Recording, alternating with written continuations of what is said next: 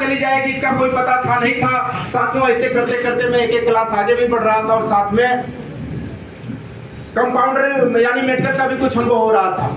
उसी दौरान साथियों 2006 आया और 2006 में जब मैं बीए सेकेंड ईयर में था तो एक अपरिचित व्यक्ति के माध्यम से मेरे को आरसीएम बताया गया।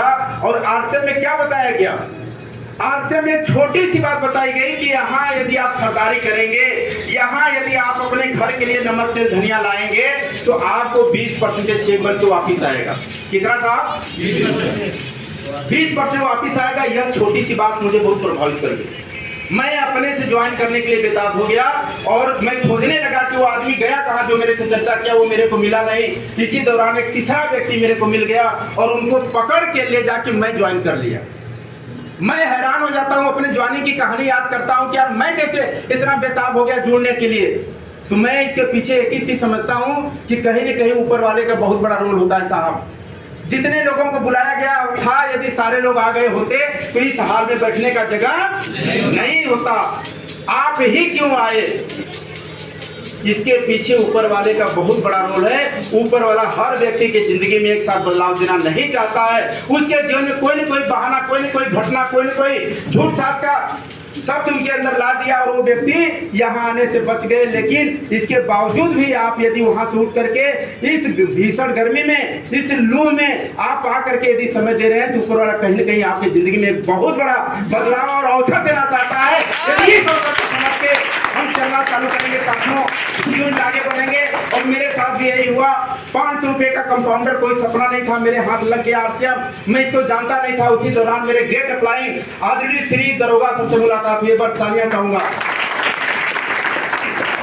उन्होंने मेरे को गाइड करना चालू किया और साथियों में इतना सीधा, इतना कम बोलने वाला, इतना संकोची स्वभाव वाला, इतना मतलब कोई चालाकी नहीं थी। जो मेरे को बोल दे यहाँ खड़ा रहिए तो मैं बिना दिमाग लगाए खड़ा हो जाता था। एक किताब आपको खरीद के पढ़ना तो बिना दिमाग लगाए मैं पढ़ने लग जाता था। वहाँ मीटिंग में चलना है तो मैं बिना दिमाग लगाए मीटिंग में चला जाता था। और उसका परिणाम यह निकला कि साथियों में लगातार आगे बढ़ने लगा। 1 साल बीतते बीतते मेरी इनकम जो आने लगी, यानी बीए सेकेंड ईयर में मैं जुड़ा था, बीए फाइनल में मेरी इनकम 18 से 20 हजार रुपये महीने की हो गई थी।